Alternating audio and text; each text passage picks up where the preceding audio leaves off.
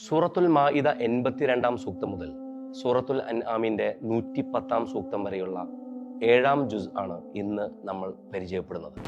ഇതര മതസ്ഥരോടുള്ള പരസ്പര ബന്ധങ്ങളും അള്ളാഹുവിൻ്റെ ഈ പ്രപഞ്ചത്തിലെ മനുഷ്യർക്കായുള്ള ഒരുപാട് ദൃഷ്ടാന്തങ്ങളെക്കുറിച്ചും വെളിച്ചം വീശുന്ന സൂറത്തുൽ അൻആമിലെയും സൂറത്തുൽ മാഇദയിലെയും ആയത്തുകളാണ് ഇതിലെ കേന്ദ്ര പ്രമേയങ്ങൾ.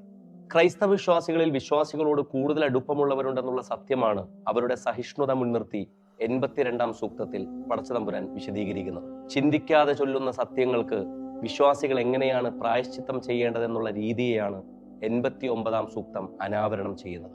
ഈ ലോകത്തെ മനുഷ്യരുടെ അഭയസ്ഥാനമാക്കി കഅബയെ എങ്ങനെയാണ് മാറ്റിയത് എന്ന് മക്കയുടെ ആദരവിനെ മുൻനിർത്തി 97 സൂക്തം നമ്മളോട് സംസാരിക്കുന്നു. അനാവശ്യമായ ചോദ്യങ്ങൾ നിങ്ങൾ കൂടുതലായി ഉന്നയിക്കരുതെന്നും അവ വെളിവായാൽ അത് നിങ്ങൾക്ക് ബുദ്ധിമുട്ട് വർദ്ധിപ്പിക്കുമെന്ന ആശയമാണ് 101 സൂക്തത്തിലുള്ളത്. ഇരുട്ടും വെളിച്ചവും സൃഷ്ടിച്ച അള്ളാഹുവിനെ ഹംദു പറഞ്ഞുകൊണ്ടാണ് അടുത്ത സൂറത്ത് ആരംഭിക്കുന്നത്.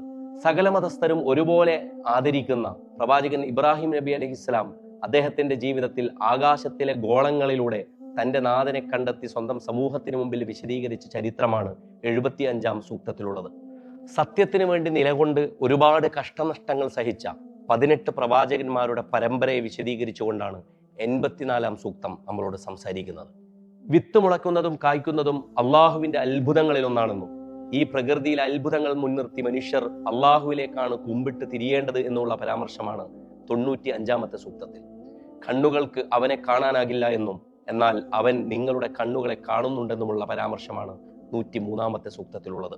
മറ്റുള്ളവരുടെ ദൈവങ്ങളെ നിങ്ങൾ നിന്ദിച്ചാൽ അവർ തിരിച്ച് അള്ളാഹുവെ നിന്ദിക്കാൻ അത് കാരണമാകുമെന്നും അതിനാൽ മറ്റുള്ളവരുടെ വിഗ്രഹങ്ങളെ നിങ്ങൾ ശപിച്ച് സംസാരിക്കരുതെന്നുള്ള പരാമർശം 108 സൂക്തത്തിലുണ്ട്.